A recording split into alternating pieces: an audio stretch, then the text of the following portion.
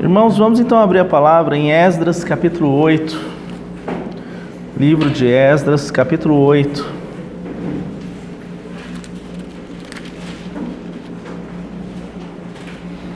Vamos ler apenas o verso 1 primeiro.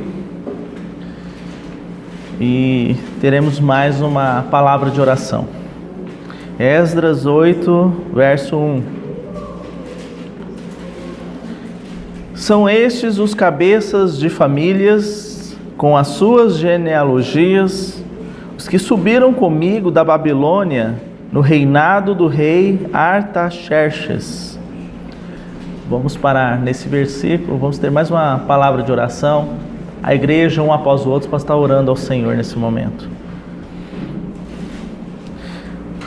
Senhor, fala aos nossos corações. Somos indignos do Teu falar, mas a obra realizada pelo Teu amado Filho lá na cruz nos habilitou a uma adoção de filhos revestidos em Cristo. Senhor, o Senhor mesmo disse que edificaria a sua igreja e as portas do inferno não prevalecerão contra ela. É sobre essa edificação, Senhor, que estamos fundamentados, e é na Tua fidelidade, Senhor, que guardamos toda a nossa esperança. Que neste momento o Senhor possa, pelo Teu Espírito, ter toda a liberdade de se anunciar, se revelar e provocar em nós, mais do que tudo, Senhor, um profundo espírito de arrependimento de tudo aquilo que temos feito fora do Teu propósito, Senhor.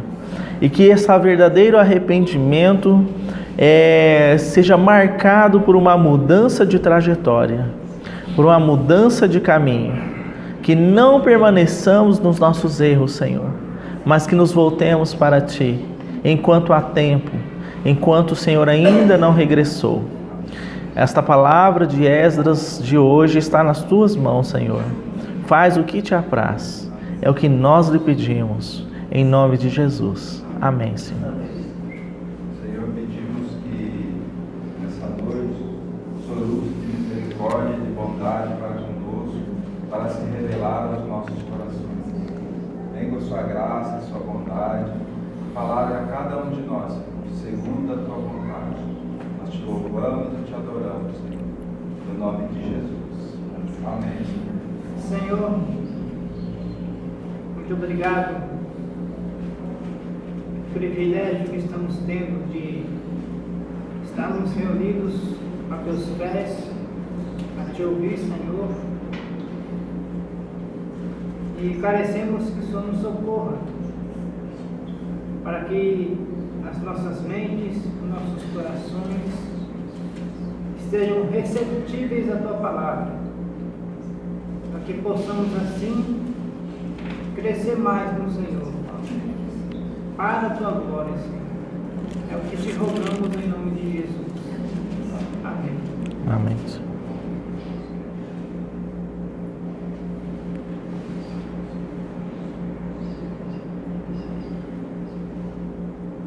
Amém, irmãos?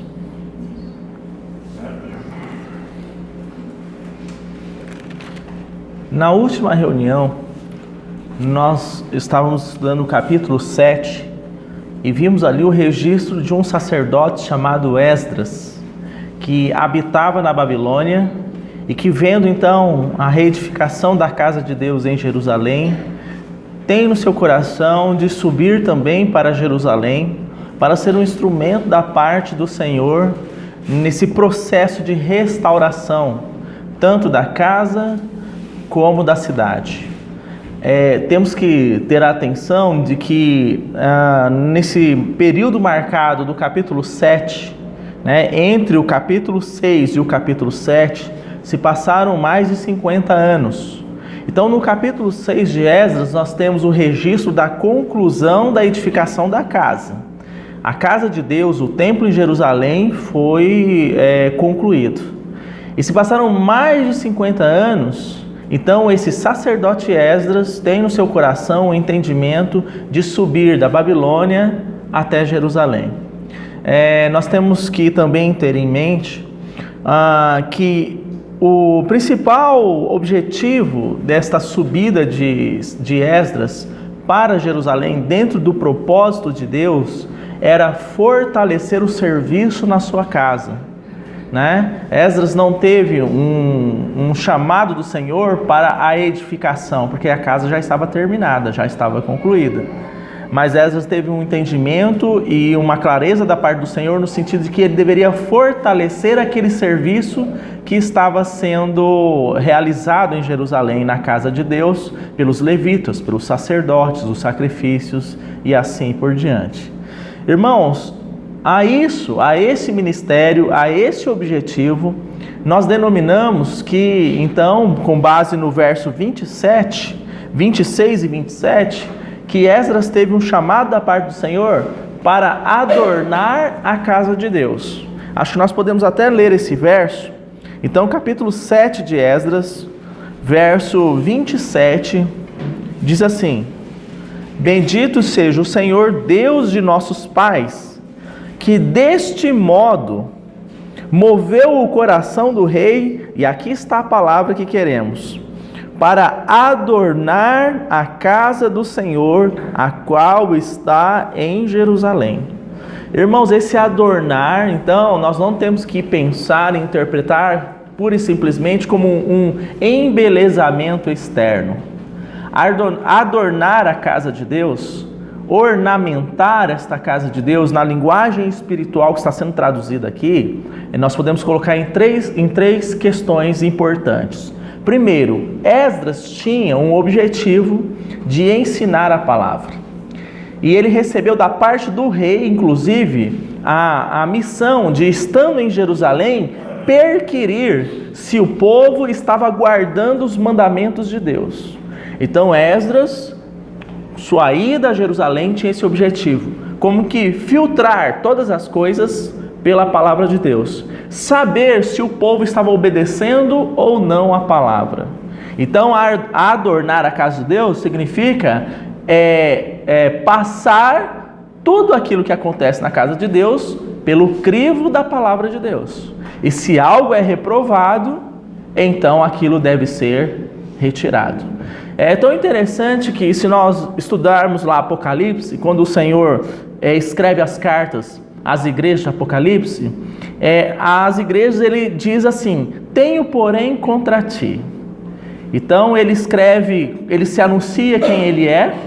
Eu sou aquele que tem os 7 candeeiros de ouro, as 7 estrelas, e tenho porém contra ti, tenho a favor de ti. Então, no processo de julgamento do Senhor, ele vai identificar aquilo que não é dele e leva o seu povo a se arrepender por aquele caminho, né? Aquilo que é dele, ele aprova, ele reconhece. Aquilo que não é dele, ele reprova para que aquele caminho seja deixado. Então Esdras sobe à casa de Deus, sobe a Jerusalém para passar pelo crivo da palavra de Deus, tudo aquilo que o povo estava lá realizando. Então esse é o primeiro ponto acerca da ornamentação da casa de Deus. Um segundo ponto, que esse Esdras, ele leva mão de obra, ele leva serviço. Então ele ajunta na Babilônia aqueles judeus que eram então levitas, que eram sacerdotes, para subir com ele, no sentido de fortalecer o serviço, porque o serviço estava defasado, faltavam sacerdotes, faltavam levitas, faltavam porteiros na casa de Deus. Então Esdras vem com essa segunda leva de cativos da Babilônia para fortalecer o serviço da casa de Deus.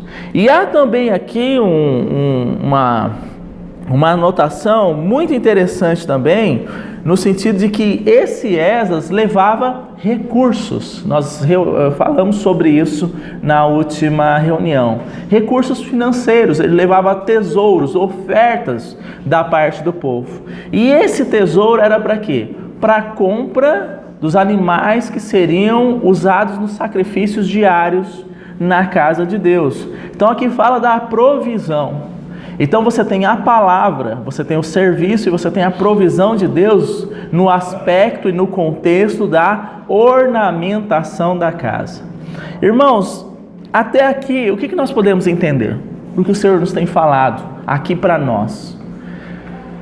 A casa de Deus tem a sua edificação, mas há um aspecto importante que nós devemos nos atentar, no que diz respeito à ornamentação, ao fortalecimento.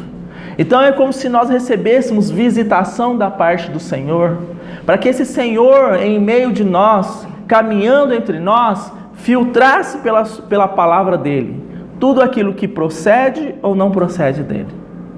E esse mesmo Senhor desse toda a provisão necessária para que então nós, deixando tudo aquilo que não é da parte do Senhor, possamos avançar segundo a sua natureza, o seu caráter, a sua vida, a sua mente, para a sua obra. Nós hoje somos desafiados a isso. O Senhor já se revelou a nós, irmãos. O Senhor já nos constituiu sua igreja.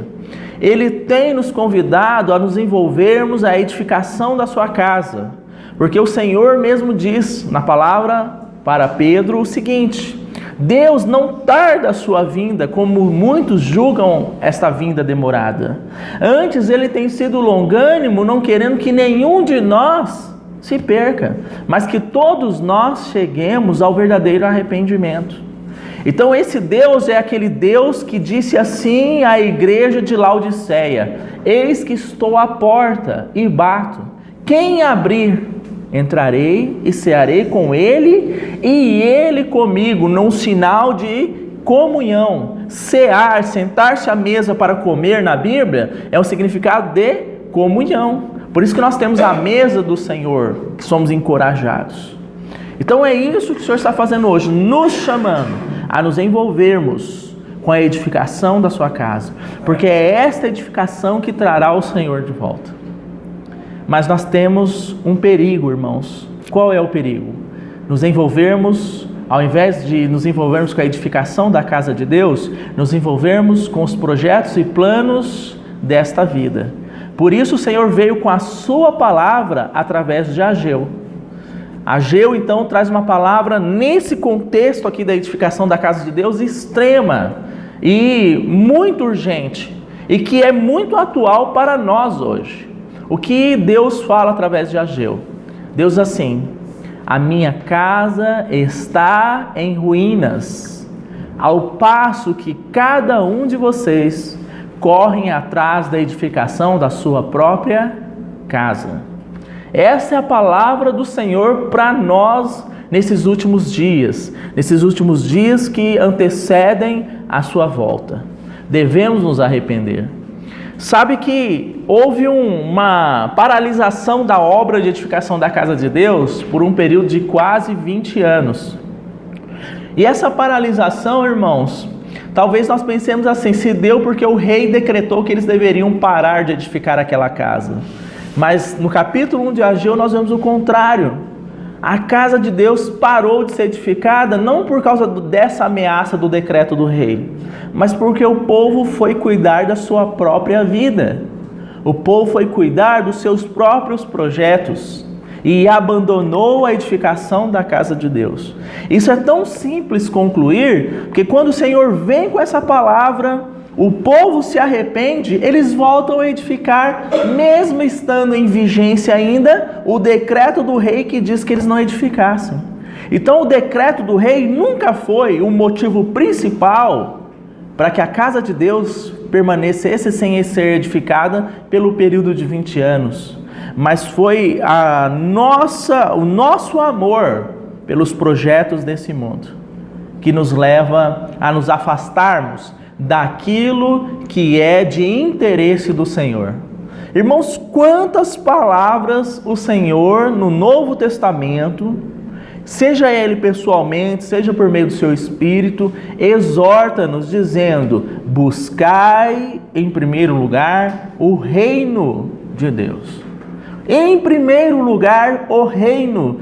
Não se preocupem com as demais coisas, porque as demais coisas são secundárias. Se a sua relação com o meu reino, comigo, estiver adequada, tudo mais será ajustado. Tudo mais será ajustado.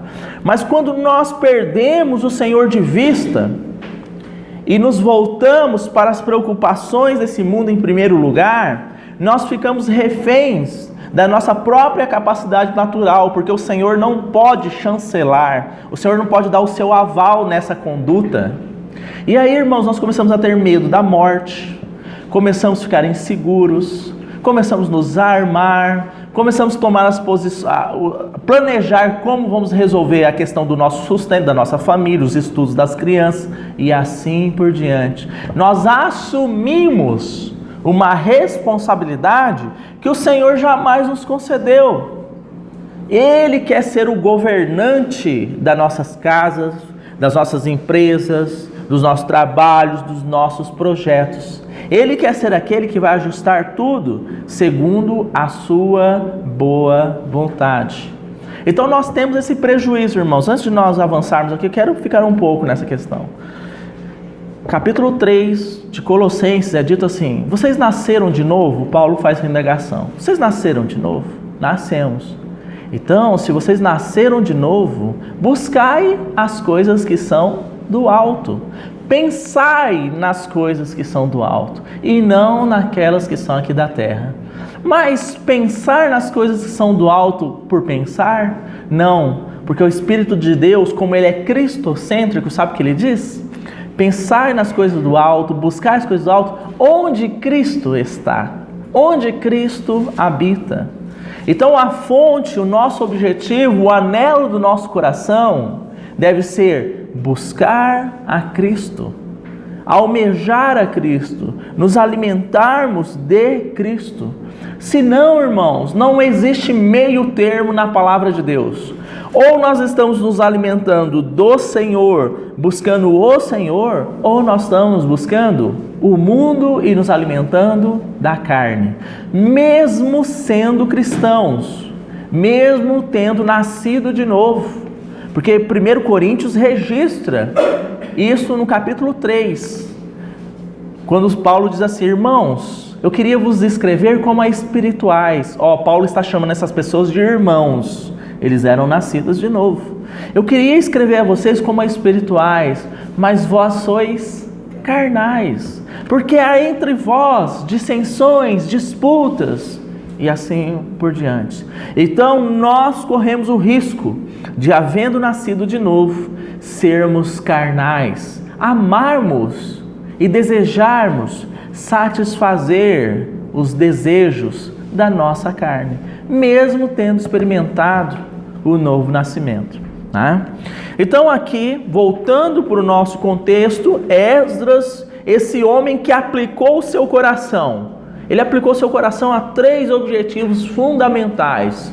Quais eram esses 3 objetivos? Esdras aplicou o seu coração a buscar a lei do Senhor, a buscar a sua palavra, a cumprir a sua palavra em sua vida e ensinar a sua palavra. Então a boa mão do Senhor foi com Esdras, porque esse homem estava tomado pelo Espírito de Deus. Ele anelava aquilo que era do Senhor. Ele se preocupava com a edificação da casa de Deus, com a edificação da cidade de Deus. Essa era a maior preocupação de Esdras. Então a boa mão do Senhor foi com ele e moveu o coração das autoridades daquele tempo, para que o objetivo que o Senhor tinha colocado na mente dele fosse então possível. No capítulo 8, o primeiro verso que nós lemos: são estes os cabeças de famílias, com as suas genealogias, os que subiram comigo da Babilônia, do reinado do rei Artaxerxes. E aqui você tem um rol de nomes. Sabe por quê, irmãos? Todos aqueles que se envolvem com as coisas que são do Senhor não são por Ele esquecidos. Então o Senhor, pelo seu Espírito, tomou o cuidado de mencionar cada um dos nomes aqui, daqueles que subiram com Esdras com o mesmo objetivo: ornar a casa de Deus. Nós não seremos esquecidos, nós não seremos frustrados se a nossa esperança estiver no Senhor. Apocalipse revela que naquele dia, ao seu povo aprovado, aos vencedores, o Senhor entregará uma pedrinha branca. Você já leu isso na palavra, irmão? O Senhor entregará uma pedrinha branca a cada um daqueles que foram aprovados. Para que essa pedrinha branca? Quem sabe? Quem já leu isso? Já pensou o Senhor te entregar uma pedrinha branca e você não sabe nem para que é? Para que é isso, Senhor? Lá estará escrito o seu novo nome, que só você e o Senhor conhecem. O que significa isso? Que nós que nos envolvemos com aquilo que é da parte do Senhor, não seremos por Ele esquecidos jamais. Ele sabe o nome, sobrenome, prenome e assim por diante de cada um de nós, né? Então aqui são os nomes, nós não vamos aqui nos aplicar aos nomes, vamos direto a partir do verso 15. Então Esdras reúne esses irmãos, né? Então a partir do verso 15 há um registro importante para nós. Ajuntei-os perto do rio que corre para a Ava, onde ficamos acampados 3 dias. Passando revista ao povo e aos sacerdotes, e não tendo achado nenhum dos filhos de Levi, enviei Eliezer, Ariel, Semaías, Eunatã, Jeribe, Natã, Zacarias e Mesulão, os chefes, como também Joiaribe e a Eunatã, que eram sábios. Enviei-os a Ido, chefe em Casífia, e lhes dei expressamente as palavras que deveriam dizer a Ido, e aos servidores do templo, seus irmãos, em Casífia, para nos trazerem ministros para a casa do nosso Deus. O serviço na casa de Deus, como eu disse, estava deficiente. E no coração de Esdras havia necessidade de ajuntar mais servos para a casa de Deus. Hoje em dia, irmãos, o serviço na casa de Deus também está deficiente. E sabe quem pode prestar esse serviço? Somente os filhos de Deus.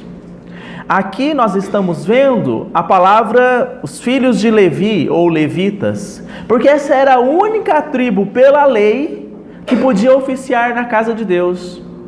Alguém que fosse da tribo de Judá não podia oficiar na casa de Deus. Alguém que fosse da tribo de Benjamim, igualmente. Somente os levitas tinham esse ministério. E hoje, irmãos, somente os filhos de Deus podem servi-lo. É como o Senhor disse àquela samaritana. Ele diz que o Senhor busca adoradores que o adorem em espírito e em verdade. Para adorarmos em espírito e em verdade, esse mesmo Senhor diz assim: eu sou o caminho, a verdade e a vida. Ninguém vai ao Pai senão por mim. Estarmos em Cristo, recebermos Cristo e habitarmos nele, e ele habitar em nós, é que nos tornará capazes de servirmos o Senhor na sua casa, na sua igreja. Então, não temos mais aquele discurso: eu nasci de novo, mas eu não sei fazer nada. Esse discurso foi dado por aquele servo na passagem dos talentos. A um o Senhor entregou 5 talentos, a outro o Senhor entregou 2 e a outro entregou 1.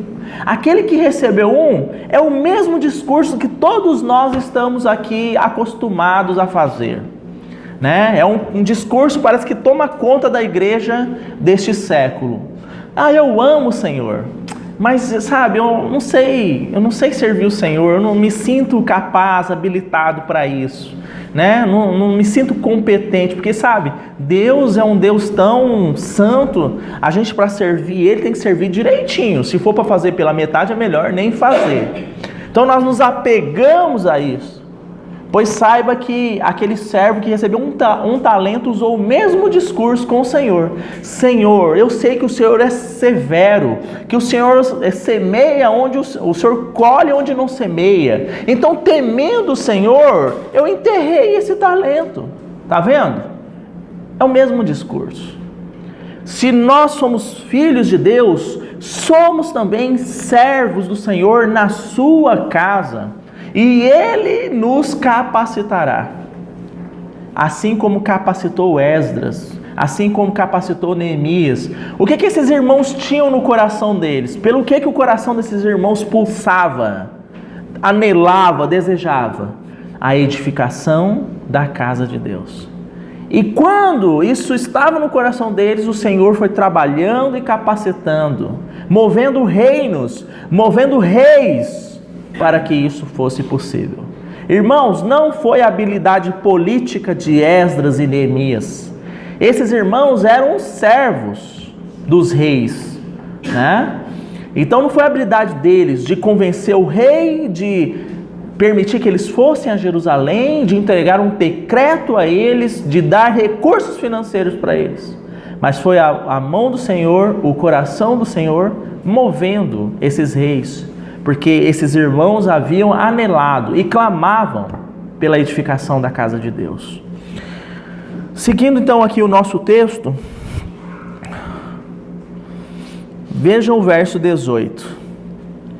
Trouxeram-nos segundo a boa mão de Deus sobre nós, um homem sábio dos filhos de Mali, filho de Levi, filho de Israel, a saber, Serebias, com seus filhos e irmãos, 18, e Asabias, e com ele Jesaías dos filhos de Merari, com seus irmãos e filhos deles, 20, e dos servidores do templo, que Davi e os príncipes deram para o ministério dos levitas, 220, todos eles mencionados, olha aí novamente, nominalmente, né?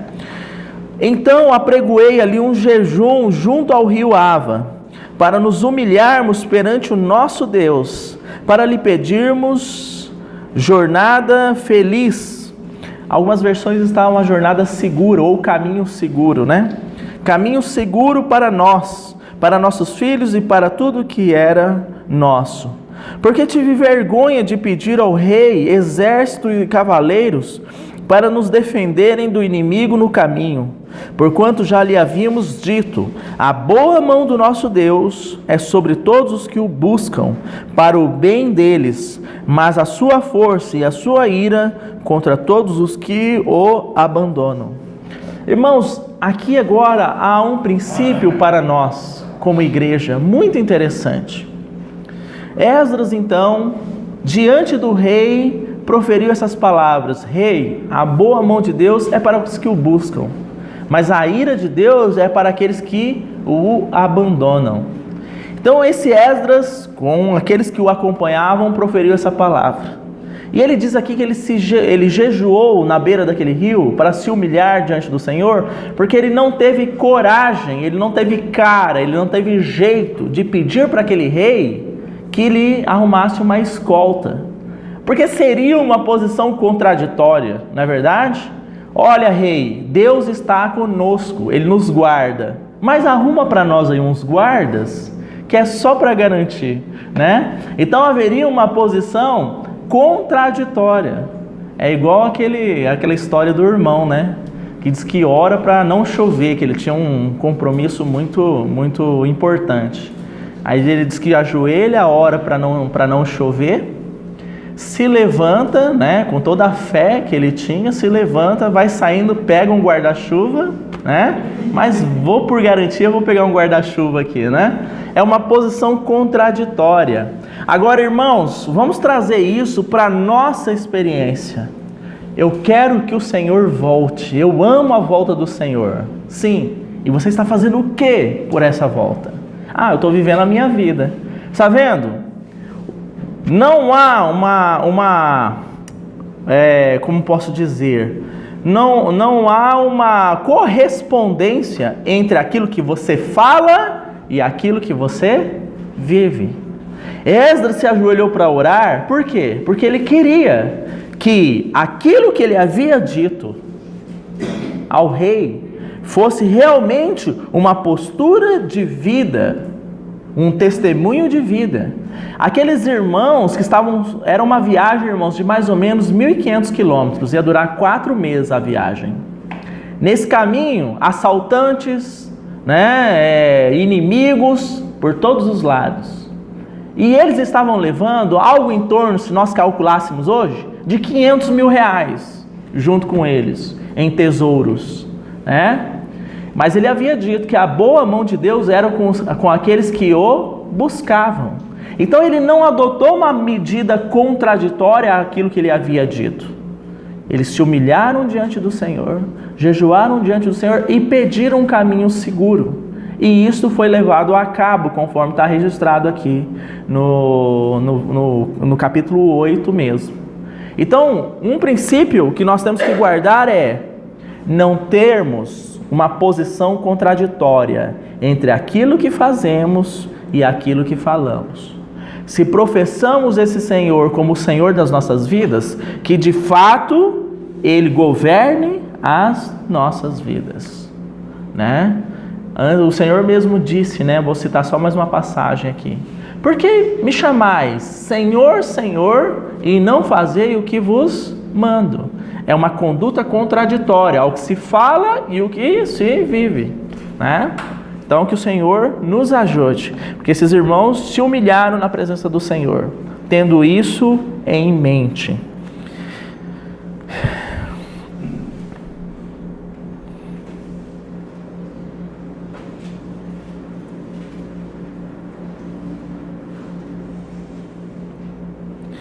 Há um outro aspecto que tomei nota aqui que gostaria de compartilhar com os irmãos. Dentro ainda desse verso 21, diz que Esdras e os seus companheiros, eles jejuaram para humilhar. Irmãos, esta é a vida de um servo de Deus que quer servir o Senhor na edificação da sua casa. Uma vida de humilhação. Humilhação, essa palavra se tornou no mundo hoje uma palavra degradante. Você humilhar alguém, você fere a dignidade dele. E hoje algo que todas as leis no mundo têm é mecanismos de proteção à dignidade da pessoa humana. Então, essa palavra humilhação não é algo que é bem visto no mundo. Uma palavra afastada. Mas humilhar, na realidade do reino de Deus, é você ter uma convicção espiritual de que você nada é e de que você nada pode sem o Senhor. Senhor, eu não posso, eu não consigo, eu não posso ser um bom pai, eu não posso ser um bom marido, eu não posso ser um bom filho, se a tua vida não estiver em mim, Senhor. Isso é humilhação.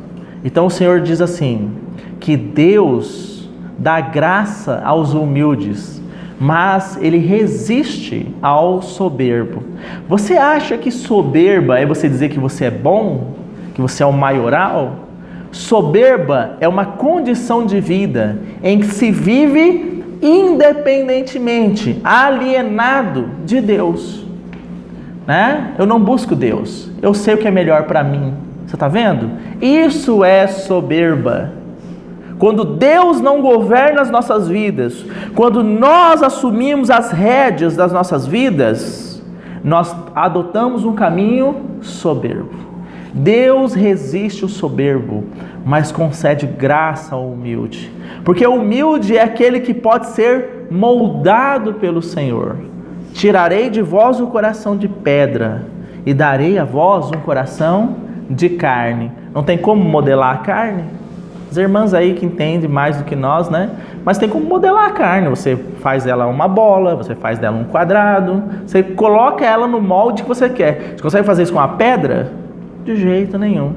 Então essa é a diferença do soberbo para o humilde. O humilde o Senhor pode modelar segundo o seu caráter.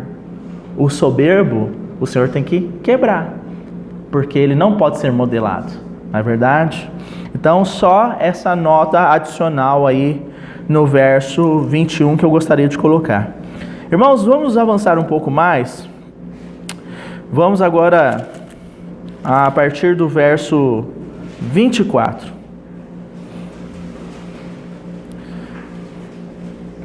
Então separei 12 dos principais, isto é, Serebias, Asabias e 10 dos seus irmãos.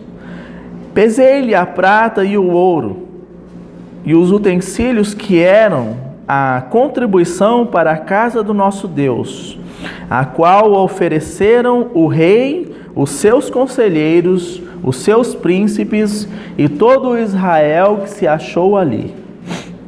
Entreguei-lhe nas mãos 650 talentos de prata e em objetos de prata 100 talentos, além de 100 talentos de ouro, e 20 taças de ouro de 1000 dáricos, e 2 objetos de lustroso e fino bronze, tão precioso como o ouro. Disse-lhes: vós sois santos ao Senhor, e santos são estes objetos, como também esta prata e este ouro, oferta voluntária ao Senhor, Deus de vossos pais. Vigiai-os e guardai-os, até que os peseis na presença dos principais sacerdotes e dos levitas e dos cabeças de famílias de Israel em Jerusalém, nas câmaras da casa do Senhor. Então, aqui algo importante, se nós tivéssemos que resumir em uma palavra: fidelidade ao encargo do Senhor. Então, esses homens que foram aqui mencionados, eles estavam encarregados de cuidar para que aquele mesmo peso de tesouro que foi ali colocado no início da viagem fosse o mesmo peso que fosse pesado diante dos sacerdotes em Jerusalém. E dentro desse aspecto, então, fidelidade no comissionamento, no encargo da parte do Senhor, há aqui 2 itens importantes: vigiai e guardai. Irmãos, no serviço da casa de Deus, para a edificação da casa de Deus, todos nós que somos servos do Senhor devemos primeiro estar vigilantes. Vigilantes quanto à volta do Senhor e vigilantes também quanto às astúcias dos inimigos. E se pudesse colocar mais um termo de vigilância aqui: vigilância quanto ao nosso eu, as astúcias da nossa carne, do nosso ego.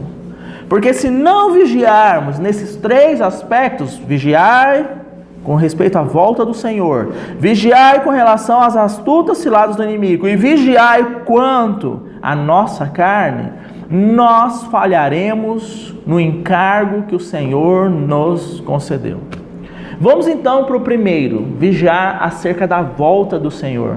Irmãos, se nós não vivemos sobre essa expectativa diariamente de que o Senhor voltará, é como se pudéssemos aqui traduzir nas palavras de Paulo: fôssemos os mais infelizes de todos os homens. E o Senhor então traz uma parábola nos evangelhos que é muito interessante. Diz que um senhor deixou seu servo encarregado de cuidar da sua casa e dos conservos e foi para um lugar distante. Vamos traduzir aqui: esse senhor é Cristo. Digamos que esse servo que deveria cuidar dos demais somos cada um de nós, certo? E então vai para um lugar distante. Que lugar distante é esse? Ascendeu aos céus, está sentado à destra de Deus. Então na parábola continua dizendo que aquele servo, uma vez que o seu senhor não voltava mais, ele começou a espancar os seus conservos. Começou a se envolver com as coisas desta vida. Então, quando nós, servos incumbidos do cuidado da casa do Senhor, perdemos essa visão da volta de Cristo, não andamos mais sobre essa esperança, nós começamos a fazer coisas que são contrárias à vontade de Deus. Espancar o servo significa isso: deixar de cuidar da casa do Senhor. Paulo fala sobre isso dizendo, acho que acerca do irmão Demas, se eu não me engano esse é o nome. Demas, tendo amado o presente século, me abandonou.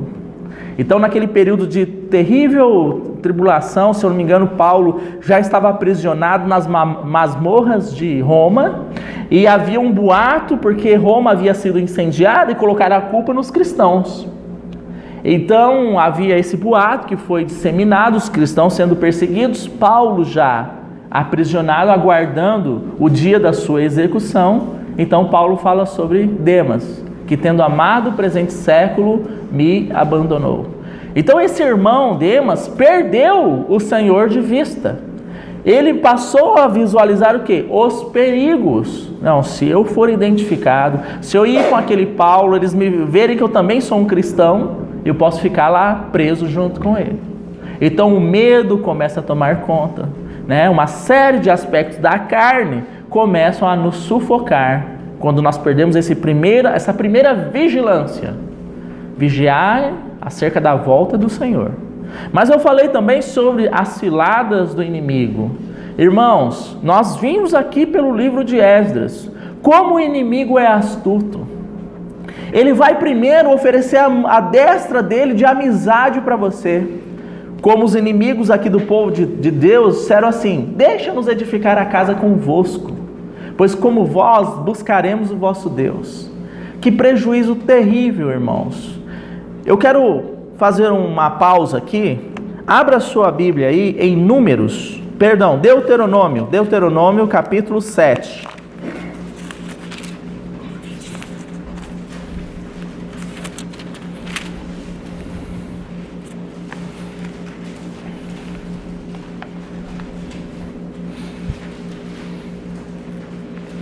Deuteronômio capítulo 7. Vamos ler a partir do verso 1.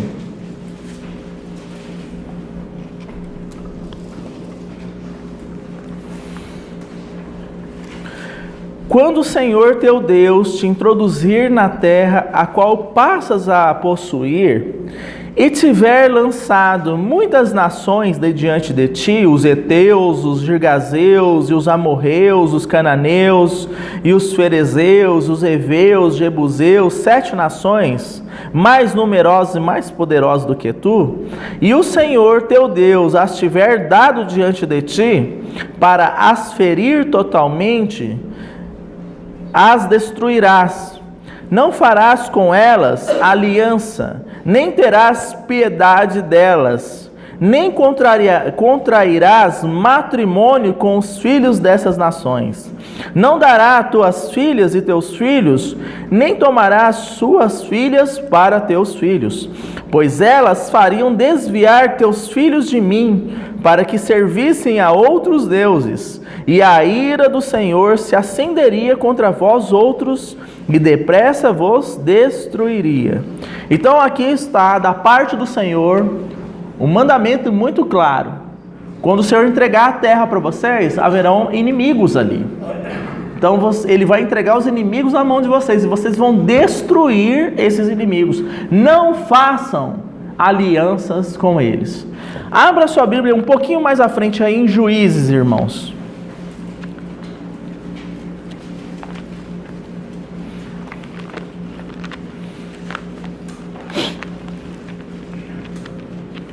Nós vamos ler do capítulo 1 mesmo, tá?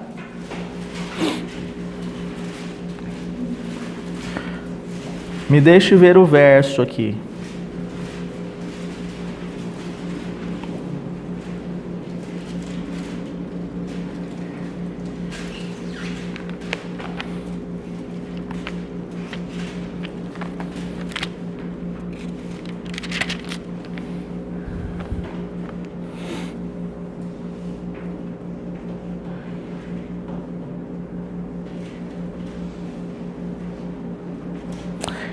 Vamos ler Juízes capítulo 1, verso 27. Apenas um verso representativo, tá? Eu recomendo que os irmãos leiam todo o capítulo, mas a ideia aqui está espalhada por todo o capítulo. Manassés não expulsou os habitantes de Bet-Sean, nem os de Taanaque, nem os de Dor, nem os de Ibleão, nem os de Megido, todos com suas respectivas aldeias, pelo que os cananeus lograram permanecer na mesma terra. Então, aqui é um exemplo do que em vários outros versos aconteceu. Os israelitas venciam aqueles povos das terras, mas ao invés de destruí-los, permitiam que eles permanecessem na terra, trabalhando como servos. Ao contrário do que Deus havia dito, eu vou entregar na mão de vocês, vocês vão vencer e vão destruir totalmente esses povos. Então, quando nós, no encargo, no serviço ao Senhor, e nesse privilégio de servirmos o Senhor na edificação de sua casa, não estamos vigilantes com respeito aos inimigos, e aqui eu não estou colocando inimigos homens, mas nós temos o adversário, que é Satanás. Nós estamos atentos aos seus objetivos, seus intentos, suas armadilhas, nós acabamos negligenciando essas questões e enfraquecendo e fazendo aliança com aquilo que é posto diante de nós.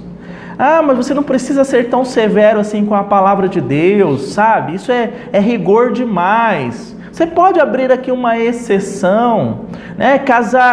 O cristão casar com um ímpio? Não, mas o que vale é o amor, né? O que as pessoas têm uma pelas outras.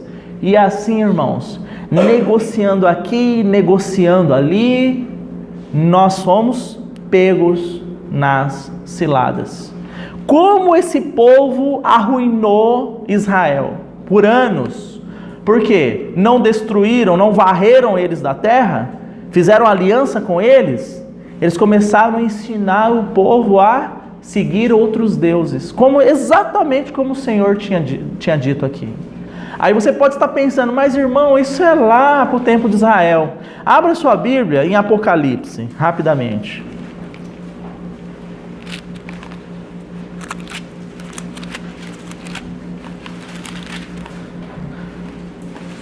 Apocalipse capítulo 2.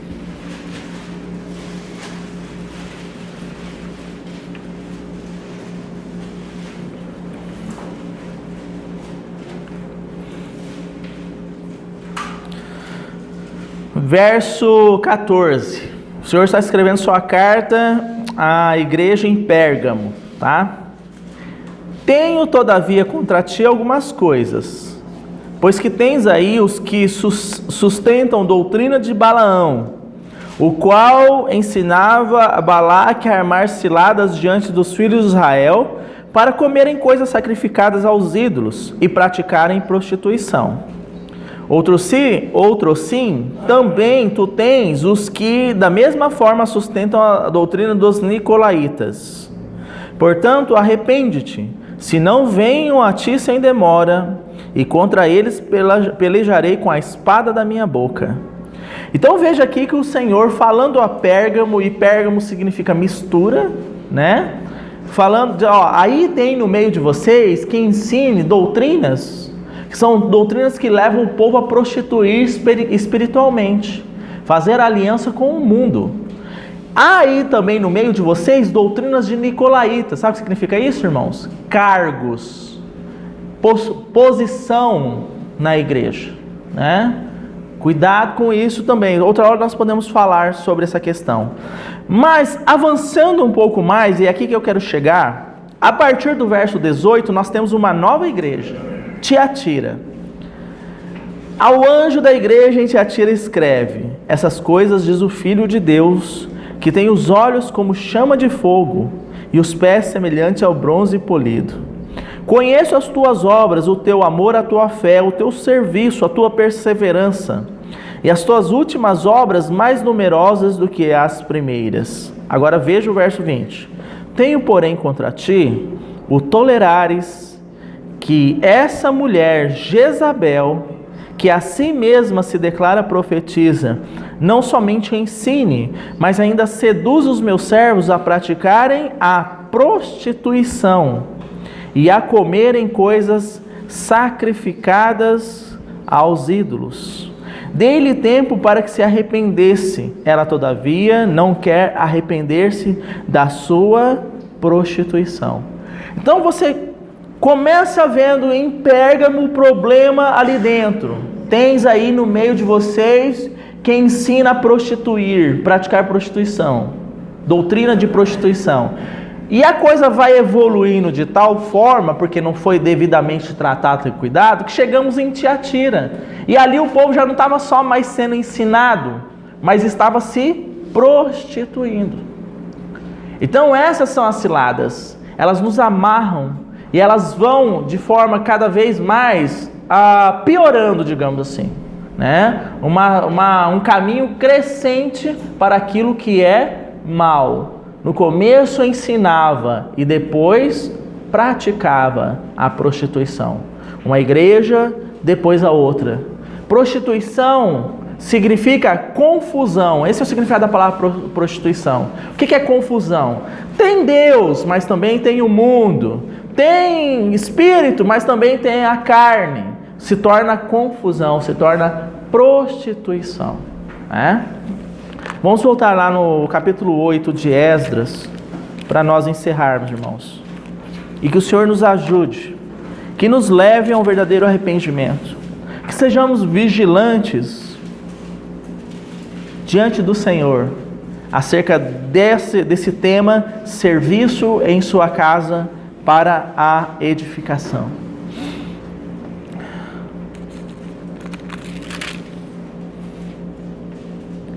Vamos ver o verso 30.